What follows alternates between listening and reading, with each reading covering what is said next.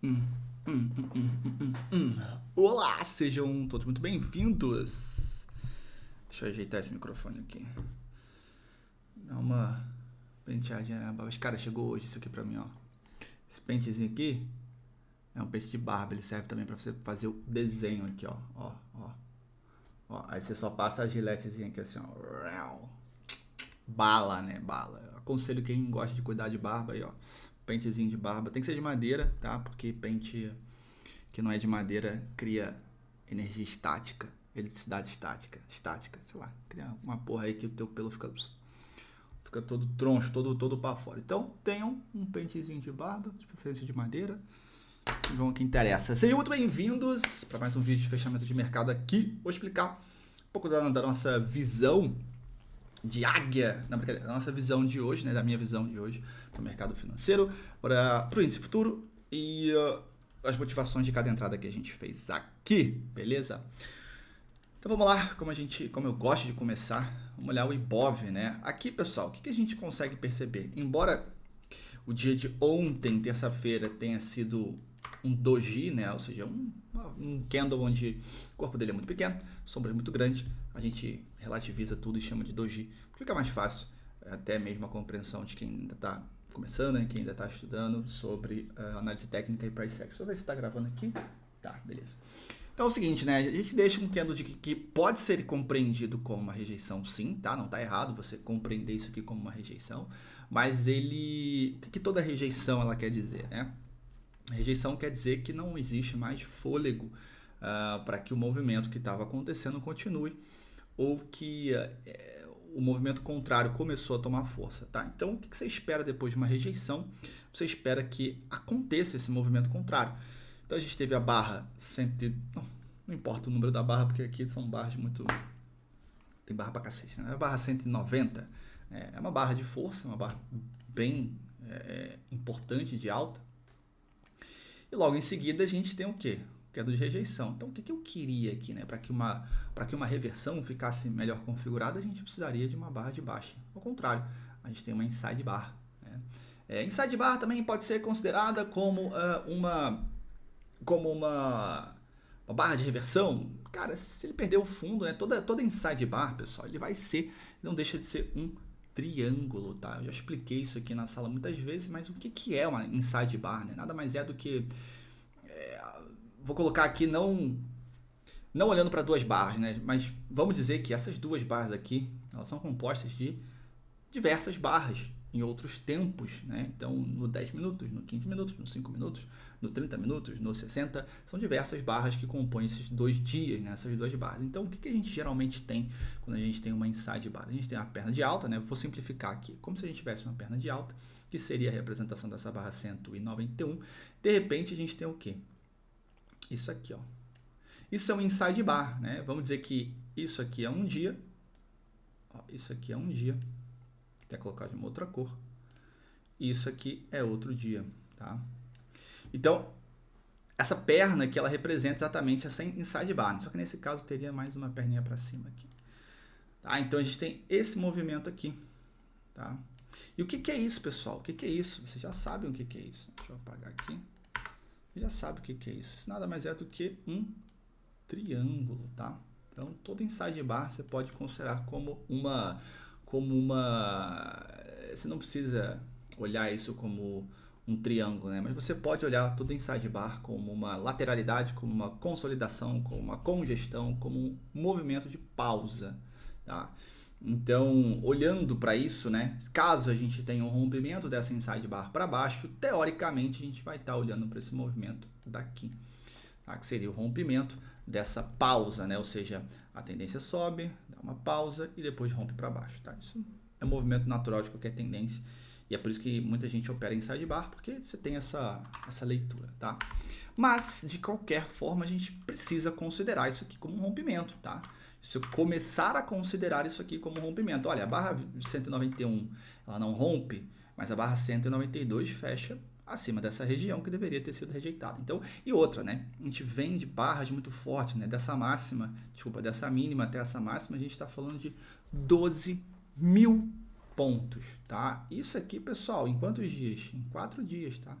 Em 3 dias, se a gente for contar só a máxima de ontem, em 3 dias o índice variou 11,20%, 11,15%, enfim, 12 mil pontos, é muita coisa, é muita força de compra, é muito fluxo comprador, tá? Então a gente precisa considerar que aqui comprar é mais interessante do que vender, porque vender você, hipoteticamente, está operando contra a força que você está olhando, né? É claro, né, você precisa também olhar o contexto, né? Se você olhar esse contexto aqui, pô, não tem como você pensar necessariamente que não existe força nesse rompimento. Porque olha o tamanho dessa perna de alta, a congestão e o rompimento, né? Isso aqui também pode resumir a tendência, tá? Congestões também servem para resumir a tendência, né? Principalmente quando a gente está falando... Aqui é um movimento mais amplo. Quem não é aluno da sala, eu vou dar uma explicação bem rápida aqui, tá? Por que isso pode ser... Vou explicar de pouquinho. Por que esse movimento de rompimento pode ser uma projeção desse movimento de alta? Porque na análise técnica a gente tem essa configuração, uma pernada de alta forte, tem uma congestão por bastante tempo, para quê? Para dar tempo do preço respirar, porque ele subiu muito rápido, e de repente uma movimentação igual a essa perna. Então, como se a gente estivesse olhando para a projeção dessa perna para cima. Então, se a gente tem essa perna daqui a aqui, a gente pode levar em consideração que ela tem mais uma perna para cima, que seria exatamente a busca por essa região de topo aqui, tá? Seria mais ou menos essa região de topo que o preço ele teria alvo, beleza? Então, e por que essa teoria, né? Não é uma teoria, mas por que esse estudo faz sentido? Porque se a gente for entender, quem entende pouca coisa, tá? Sobre análise de ondas de Elliott, as teorias por trás das ondas de Elliott, enfim. Vocês vão entender que a gente pode estar olhando para 1, 2, 3, 4, 5, uma correção A, B, C, começo de uma onda 1, 2 e 3, né? Vocês sabem que a terceira onda, ela não necessariamente é a maior onda do movimento, mas ela nunca vai ser a menor. Então a gente já tem uma onda 1 muito grande, né? Se isso se confirmar. O ruim da teoria das ondas de Elliott é que você só consegue confirmar de fato depois que acontece, né? Claro, a gente consegue agora ver claramente que isso aqui é 1, 2, 3, 4, 5 e uma correção ABC, né? Você vai montando o cenário, né? As teorias das ondas de Elliott, elas servem muito mais para você se identificar, para você se localizar dentro de uma tendência, para você se localizar dentro de um movimento, do que para realmente tomar decisões de compra e venda. Serve para te dar um pouco mais de viés, um pouco mais assertivo, né? Então, levando em consideração toda essa hipótese, né? Para quem entende também um pouquinho de fractais, né? A gente tem também o quê? Perna 1, perna 2, essa seria a terceira perna no movimento muito mais amplo, né? Muito mais amplo, tá? A gente estaria falando aí de perna 1, correção em bandeira da perna 2, tá? E rompimento para quê? Para projeção também dessa perna para cima, certo? Pessoal, o mercado é maravilhoso, A partir da hora que você começa a entender o mercado, ele é muito bonito, né? Claro que vai ter vezes que você vai perder dinheiro acreditando numa hipótese, mas na maioria das vezes, se você souber o que você está fazendo, pode ter certeza, tá? O mercado vai te premiar pelo seu conhecimento. Agora, vamos para o que interessa, tá? Se a gente está com um viés de compra, a gente vai pensar não em comprar qualquer coisa, mas a gente vai pensar em quê? Se o mercado der uma oportunidade de a gente comprar abaixo, a gente compra. Se a gente tiver uma oportunidade, uma tendência muito forte, a gente vai comprar em qualquer lugar.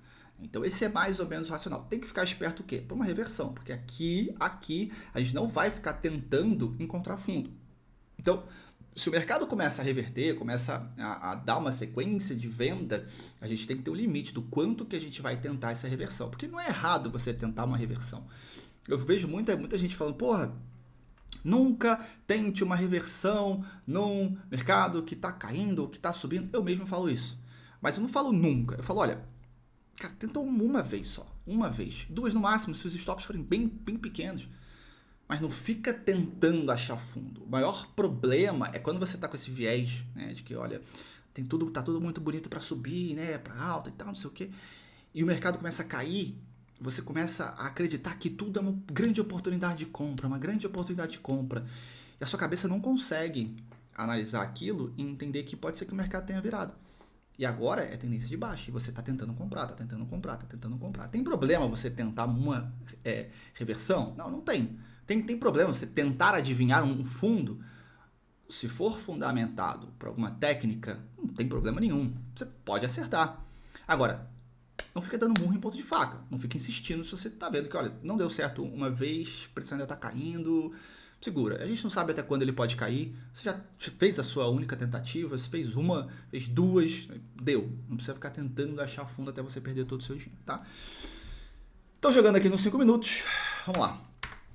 A gente abre com gap. Isso aqui é um dos maiores indicativos de que provavelmente a gente iria realmente puxar para cima e não para baixo, né? Gap de baixa.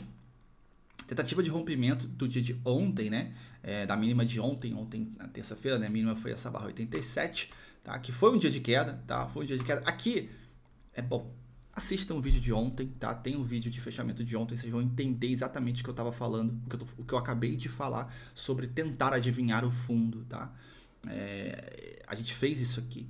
A gente fez isso aqui no dia de ontem, mas a gente só fez uma vez, tá? A gente só fez uma vez. Vamos lá. Então a gente tem esse indicativo aqui de uma falha de rompimento, ou seja, gap de baixa, né? O gap de baixa, vocês já devem saber, nada mais é do que uma barra de baixa, tá, pessoal? Aqui é uma barra de baixa. Todo gap é uma barra de baixa. Todo gap é uma barra. Gap de baixa vai ser uma barra de baixa, gap de alta vai ser uma barra de alta, tá? Então, todo gap é uma barra, tá? Só que ela não tá, você não consegue visualizar ela porque ela não aparece no gráfico do índice futuro. Mas se você for olhar no Ibov de 5 minutos, você vai ver exatamente isso aqui, quer ver? Aqui, nos 5 minutos já vai estar lá em cima, enfim, tá? Vamos pro que importa aqui. E o que a gente fez, né? Eu não tava na sala, olha o trade que os alunos já conseguem fazer tranquilamente, sem que eu esteja presente. Eu cheguei na sala hoje um pouco mais tarde, cheguei era 9h30, mais ou menos, tá? Cheguei nessa barra aqui, nessa barra 7, se não me engano. Cheguei nessa barra 7 aqui. E os alunos fizeram a compra dessa barra 5. Por quê? Porque existe essa metodologia. Isso aqui é uma falha de rompimento. Tá? A sequência de barras de alta. Quando você tem a reversão das barras de alta, é uma barra de baixa muito pequena.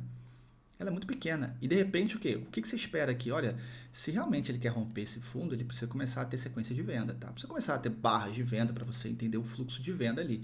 Tá? Não é porque você está olhando a barra que você não está lendo o fluxo. Você está lendo o fluxo, mas através das barras. Com o tempo vocês aprendem. Então o que você quer aqui depois da barra 4? Né? Primeiro que ela não é uma barra legal para venda. Ela não é uma barra legal, ela deixa muita sombra. Né? Ela tem um corpo pequeno. Ela fecha no seu ponto médio para cima, né? Ela não fecha no seu ponto médio para baixo. E a sequência dela também é ruim, é uma barra de alta, uma inside bar. Olha o que eu falei agora cedo, né? Agora cedo, um pouquinho antes. Toda inside bar é o quê? Ó, um triângulo. Olha aqui, ó. Sem mistério. Rompeu a inside bar, muita gente fez essa operação aqui. Muita gente dentro do clube, tá? Não estou falando sobre outras pessoas, não sei o que as outras pessoas fazem, não sei o que meus alunos fazem. Muita gente dentro do clube fez essa operação de compra da barra 5, por causa desse conceito de que toda inside bar, ela nada mais é do que uma consolidação, tá? Então, toda consolidação você pode operar o seu rompimento para um lado ou para o outro, tá? E aí, como eu não estava aqui, não fiz esse trade, obviamente, teve uma galera que saiu com 400 pontos, enfim. Chegou a dar 500 pontos na sua máxima aqui. E eu acabei fazendo a compra da barra 10, porque ela era uma H2, né? Você teve uma H1 aqui, H2, Felipe, não sei o que é H2, H1. É uma forma de você ler o pullback, tá? Não se preocupe, não sei o que é isso, Felipe. Eu vou ensinar no meu curso gratuito de Price Action, tá? Não vai ser aqui, não vai ser agora, né? Porque exige toda uma base para você entender sobre o que eu tô falando, mas isso aí é uma entrada em H2, eu vou explicar. Eu vou explicar não, vai ter uma outra aqui que a gente fez também, que foi muito boa, tá? E o que aconteceu? A ideia era que ela viesse testar essa região onde o preço tentou reverter. Né? O preço tentou reverter aqui, ó, com duas barras bem fortes de alta, só que ele falhou. Então a ideia era que ele viesse testar essa região. De fato foi, mas depois. Aí o que a gente fez aqui? O racional era, olha, vou comprar a 10, né? Meu alvo. Aqui, ó. Vamos lá. Comprei a barra 10 e a gente tinha dois objetivos, né? Alvo 1 para 1 e 2 para 1. 2 para 1 seria mais ou menos aquela região. Eu aceitaria sair um pouco antes, tá? Exatamente um pouquinho abaixo dessa linha. Depois da barra 11, olha como é importante você fazer a leitura da sequência. Depois da barra 11, isso aqui foi um pouco de sorte. Também. Mas a sorte aparece também para quem opera certo, tá? Então, depois da barra 10, ela ativa na barra 11. E a barra 12 era uma barra de rejeição. De repente, a gente tem uma outra barra, uma inside bar de alta. Então você tem barra de alta, barra de baixa, barra de alta.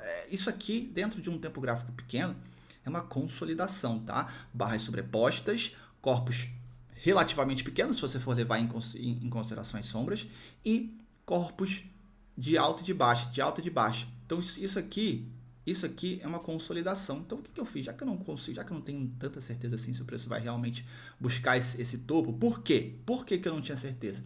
Porque para o preço buscar esse topo, ele tinha que buscar esse topo.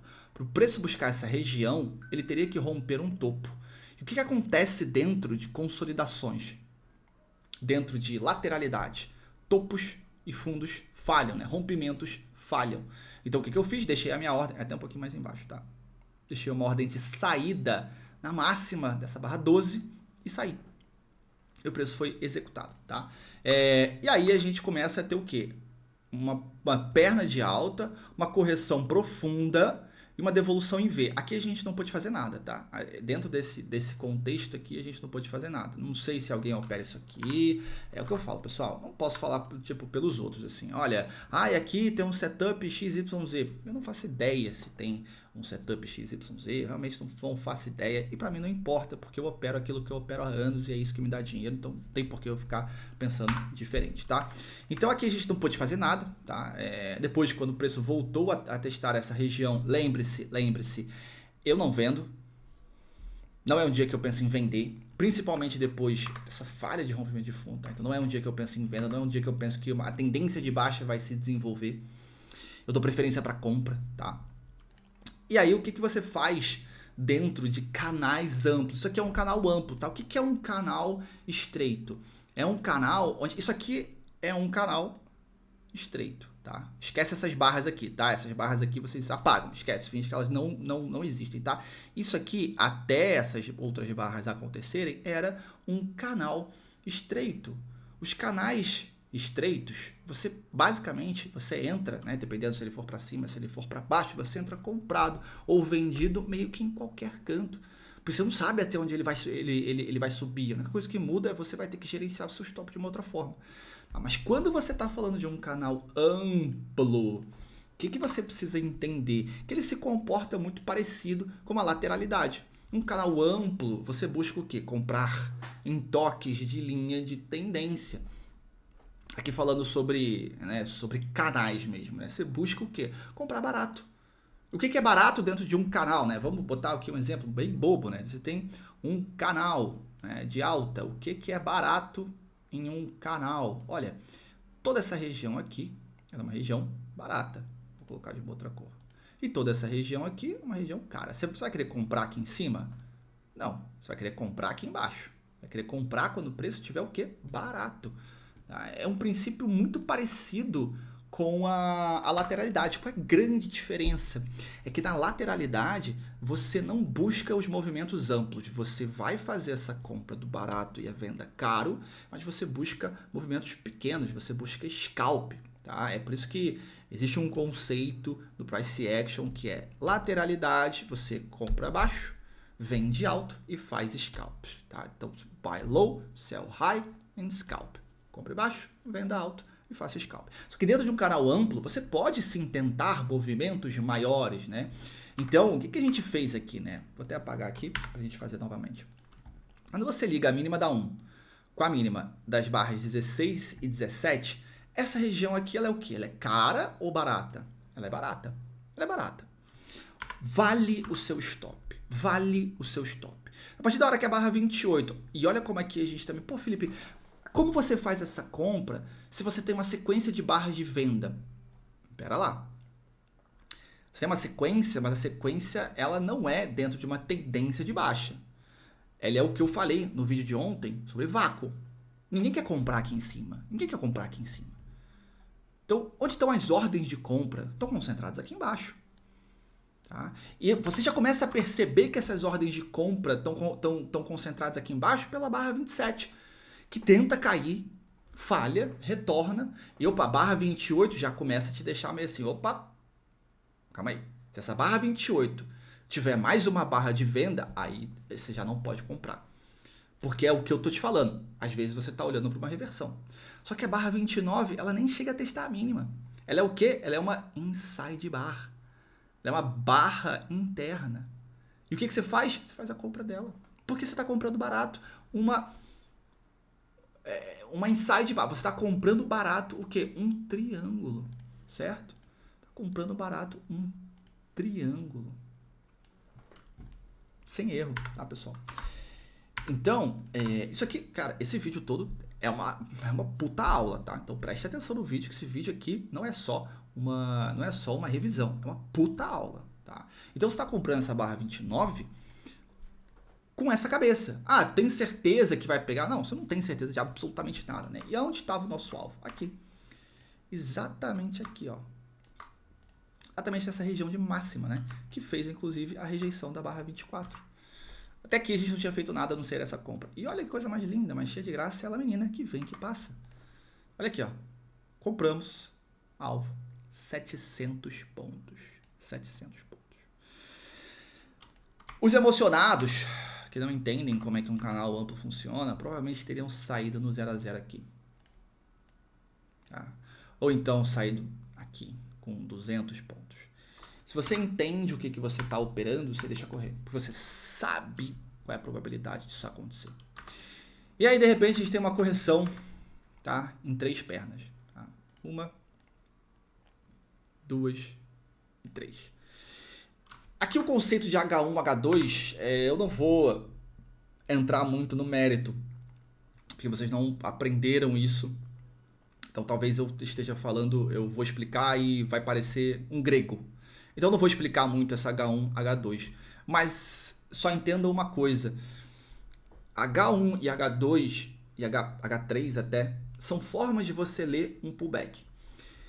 Porque quando você deve operar um H1, quando você deve operar um H2, tá? Canais amplos não é aconselhável que você opere H1. Operar H1 é quando você tem canais estreitos e curtos que provavelmente ele não vai te oferecer um H2. Então aqui a gente já tinha o H1, inclusive eu falei isso, acho que foi para o Jefferson. Disse, olha, aqui o H1 não é o mais interessante, tá? Segura, aguarda que o H2 é melhor. Então, mais uma vez, a gente fez essa compra de H2 porque era um canal amplo, H2 seria a melhor entrada possível e ele deu 2 para 1, tá? Do nosso risco, tá? Então você comprou o H2, stop aqui embaixo, deu 2 para 1, eu saí no 1 para 1 e o Jefferson saiu, teve uma outra pessoa também que saiu no 2 para 1, tá? Então eu saí um pouquinho acima, eu saí um pouquinho acima do 1 para 1 e o Jefferson saiu aqui no 2 para 1, tá cravadíssimo. Mas parabéns aí, Jefferson, sei que você tá assistindo esse vídeo, tamo junto. Parabéns. E dia encerrado, né? Depois disso aqui não tinha mais nada para fazer, tá? Encerramos com um dia de alta, ainda um inside bar, um dia de inside bar. Não dá muito certeza sobre os próximos movimentos. E é isso, espero que vocês tenham gostado. 23 minutos de vídeo, explicação até bem rápida, né? Eu achei que fosse demorar um pouco mais. Espero que vocês tenham gostado. Se você gostou, clica no botãozinho de like. Manda esse vídeo para algum amigo seu que também opera, que não conhece ainda esse método de operar, né? Que não conhece muito do price action, para ele entender um pouquinho como é que funciona o clube. Para quem é meu aluno, cara, absorve essa aula. Tudo que eu expliquei aqui é o que eu falo na sala todos os dias. E por isso que eu bato muito na tecla da importância de você que é aluno estar comigo na sala todo dia, mesmo que você não opere na conta real, esteja comigo na sala todos os dias, porque essas explicações que eu dou aqui nesse tipo de vídeo, eu dou na sala todos os dias, tá? Em tempo real, você pode me perguntar o que você quiser. Então, você que é aluno, cara, esteja na sala todos os dias pra gente ter essa oportunidade, tá bom? Tamo junto, rapaziada. Obrigado, um abraço e até a próxima.